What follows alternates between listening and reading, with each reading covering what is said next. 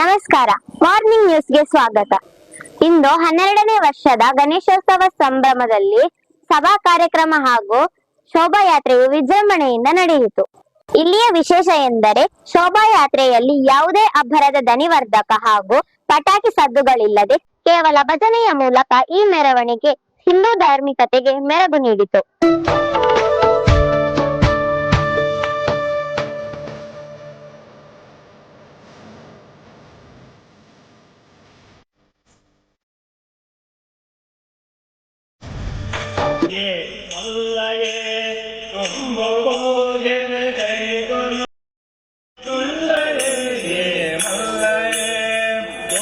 ಭೋಜನ ಕೈಕೊಂಡು ಮಗನ ದುಲ್ಲಯಿಗೆ ಮಲ್ಲಯೇ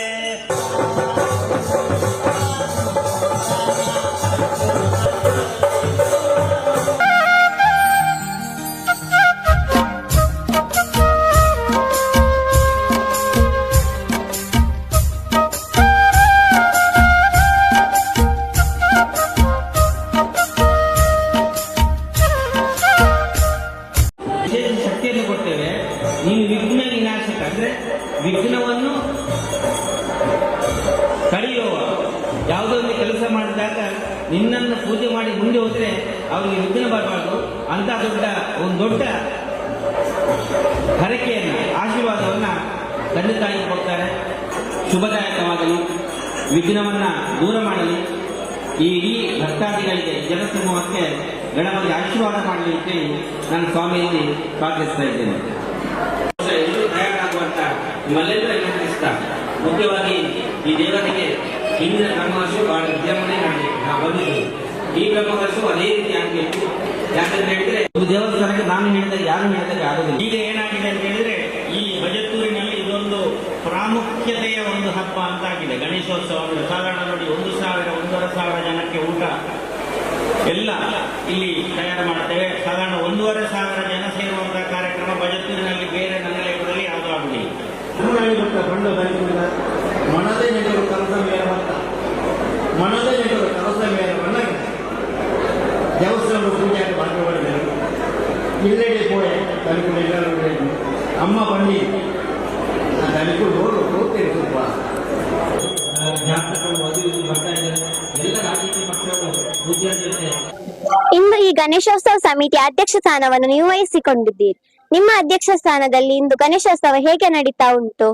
22 ಸಂಘ ಸಂಸ್ಥೆಗಳನ್ನು ಅವರ ಎಲ್ಲ ಸಹಕಾರ ತಗೊಂಡು ಒಂದು ಗಣೇಶೋತ್ಸವ ಆಚರಿಸಿದ ತೀರ್ಮಾನ ಮಾಡಿದ್ದಾರೆ. ಅದೇ ರೀತಿ ಯಾವುದೇ ಇದಕ್ಕೆ ಈ ಗಣೇಶೋತ್ಸವದಲ್ಲಿ ಡಿಜೆ ಆಗಲಿ ಮತ್ತು ಪಟಾಕಿ ಮತ್ತು ಯಾವ್ದಾದ್ರು ಈ ಧಾರ್ಮಿಕ ವಿಧಿವಿಧಾನ ಹೇಗೆ ಉಂಟು ಅದೇ ರೀತಿ ನಡಿಬೇಕಂತ ಒಂದು ಸಂಕಲ್ಪ ಎಲ್ಲ ಮಾಡ್ಕೊಂಡಿದ್ದೇವೆ. ಅದೇ ರೀತಿ ಮತ್ತೆ ಚಿಕ್ಕ ಅಂಗನವಾಡಿ ಮಕ್ಕಳಿಂದ ದೊಡ್ಡ ಹಿರಿಯರ ತನಕ ಒಂದು ಗೌರವ ಕೊಡ್ಬೇಕು. ಯಾಕೆಂದ್ರೆ ಗಣೇಶೋತ್ಸವ ಸಮಿತಿ ಅಂತ ಒಂದು ಇದೆ. ಆ 3 ವರ್ಷಕ್ಕೊಮ್ಮೆ ಆ ಸಮಿತಿ ಇದು ಬದಲಾವಣೆ ಆಗ್ತಿದೆ. ಆದ್ರೆ ಆ ಸಮಿತಿಯಲ್ಲಿ ಹಿರಿಯವರಿಗೆ ಮೊದಲ ಆದ್ಯತೆ. ಯಾಕೆಂದ್ರೆ ಆಮಂತ್ರಣ ಪತ್ರಿಕೆ ಬಿಡುಗಡೆ ಮಾಡುವ ಒಬ್ಬರು ಈ ವರ್ಷದ ಉತ್ಸವ ಸಮಿತಿ ಅಧ್ಯಕ್ಷರು ಯಾರಂದ್ರೆ ನಮ್ಮ ಈ ಸ್ಥಾಪನೆಗೆ ಕಾರಣಕರ್ತರ ನಾರಾಯಣ ಪೂಜೆ ನೀರಘಟ್ಟ ಅಂದ್ರೆ ಅವರು ಉತ್ಸವ ಸಮಿತಿ ಅಧ್ಯಕ್ಷರಾಗಿದ್ದಾರೆ. ಅಷ್ಟೆಲ್ಲ ಪ್ರತಿ ತನುಮಾನದಾನ ಕೊಡ್ತಾ ಬಂದ್ರೆ ಈ ವರ್ಷ ವಿಶೇಷವಾಗಿ ಅನ್ನದಾನ ಸಹ ಕೊಡ್ತಾ ಇದ್ದಾರೆ. ಗಣೇಶೋತ್ಸವ ಸಮಿತಿಯ ಉತ್ಸವ ಅಧ್ಯಕ್ಷರಾಗಿರುವ ನಾರಾಯಣ ಪೂಜಾರಿ ನೀರಕಟ್ಟೆ ಇವರು ನಮ್ಮೊಂದಿಗಿದ್ದಾರೆ. ತಮ್ಮ ಅನಿಸಿಕೆ? ಈ ದೇವಸ್ಥಾನ ಇಲ್ಲಿ ಈ ಪಂಚಲಿಂಗೇಶ್ವರ ದೇವಸ್ಥಾನ ಇದು ಅಜೀರ್ಣ ಅವಸ್ಥೆಯಲ್ಲಿ ಇದೆ. ಇಲ್ಲಿ ಎಲ್ಲ ನಮ್ಮ ಊರಿನ ಭಕ್ತಾಭಿಮಾನಿಗಳು ಇಲ್ಲಿಗೆ ಬರ್ಬೇಕು, ಎಲ್ಲ ಸೇರುವಂತ ಒಂದು ವ್ಯವಸ್ಥೆ ಆಗ್ಬೇಕು. ಅದಕ್ಕಾಗಿ ನಾವು ಮೊದಲಿಗೆ ಇಲ್ಲಿ ಪ್ರಾರಂಭಿಸಿದ್ದು ಸಾರ್ವಜನಿಕ ಸತ್ಯನಾರಾಯಣ ಪೂಜೆ.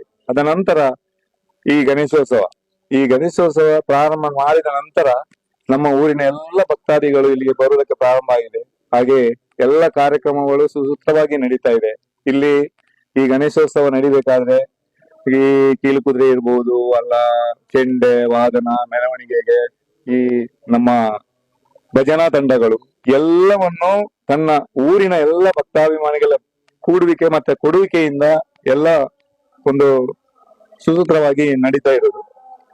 ಮತ್ತೆ ಊರಿನ ಎಲ್ಲ ಮನೆಯಿಂದ ನಮಗೆ ಇಲ್ಲಿ ಒಂದು 500 ರೂಪಾಯಿ ಅಂತೆ ಎಲ್ರು ನಾವು ಬರದೇ ಇರ್ಲಿ 500 ರೂಪಾಯಿ ಅಂತ ಕೊಡ್ತಾ ಇದ್ದಾರೆ.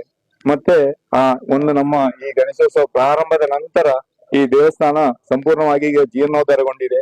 ಇನ್ನೂ ಜೀರ್ಣೋದ್ಧಾರಗೊಳ್ಳಲು ಕೆಲವೊಂದು ಕೆಲಸ ಕಾರ್ಯಗಳು ಬಾಕಿಯೂ ಇದೆ.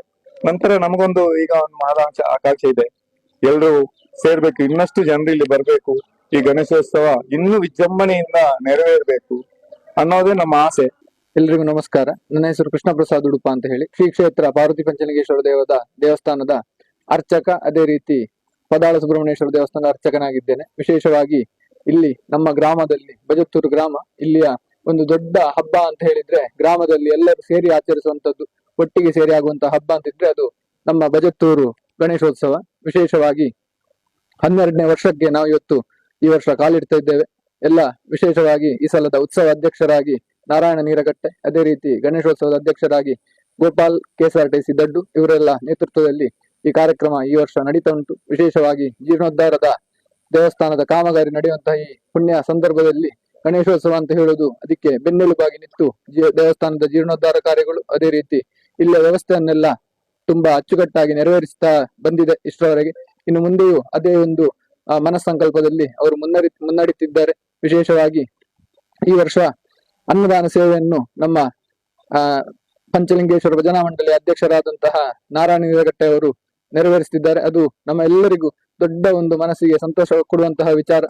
ಸ್ಥಳೀಯ ನಿವಾಸಿ ವಸಂತಗೌಡ ಅಂತ ಹೇಳಿ.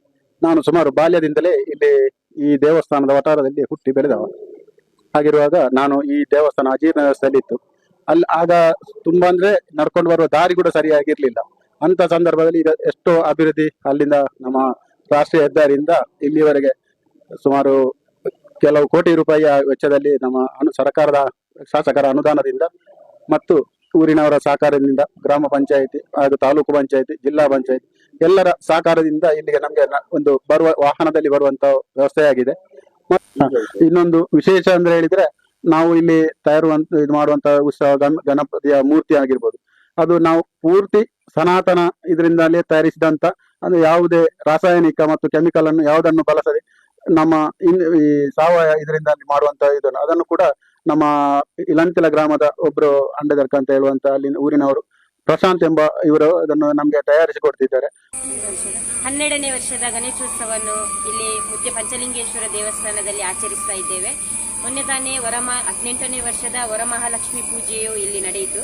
ಹಾಗೆ ಇವತ್ತು ಬೆಳಿಗ್ಗಿನಿಂದ ಕಾರ್ಯಕ್ರಮಗಳು ನಡೀತಾ ಇದೆ. ಇಲ್ಲಿ ಬೆಳಿಗ್ಗೆ ದೇವರನ್ನು ಪ್ರತಿಷ್ಠೆ ಮಾಡಿದ ನಂತರ ಭಜನಾ ಕಾರ್ಯಕ್ರಮಗಳು ನೆರವೇರಿದ್ವು. ಹಾಗೆ ಈಗ ಭಜನಾ ಕಾರ್ಯಕ್ರಮ ಆದ ನಂತರ ಊರವರ ಸಾಂಸ್ಕೃತಿಕ ಕಾರ್ಯಕ್ರಮಗಳು ನಡೆಯಿತು.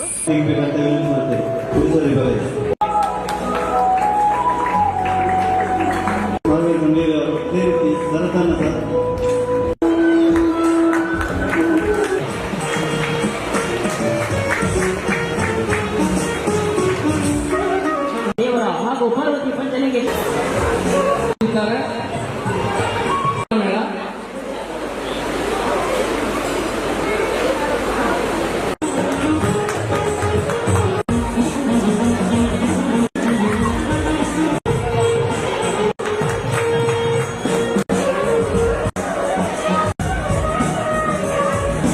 ತಮ್ಮ ಪ್ರತಿಭೆಯು ಅಂತಾರಾಷ್ಟ್ರೀಯ ಮಟ್ಟಕ್ಕೆ ನೀಡುವಂತಹ ಎಲ್ಲ ಆತ್ಮೀಯರಿಗೂ ಅಭಿನಂದನೆಗಳನ್ನು ಸಲ್ಲಿಸುತ್ತಾರೆ.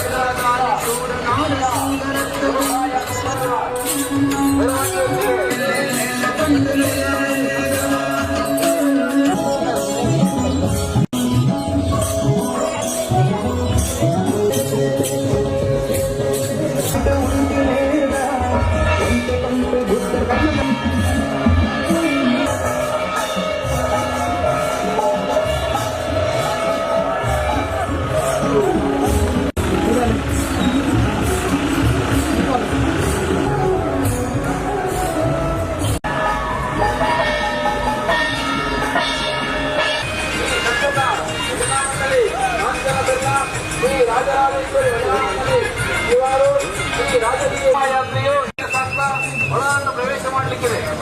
ಈ ಶೋಭಾಯಾತ್ರೆಯಲ್ಲಿ ಹೆಚ್ಚಿನ ಸಂಖ್ಯೆಯಲ್ಲಿ ಭಕ್ತವಾಸಿಗಳು ಭಾಗವಹಿಸಿ ಈ ದೇವರ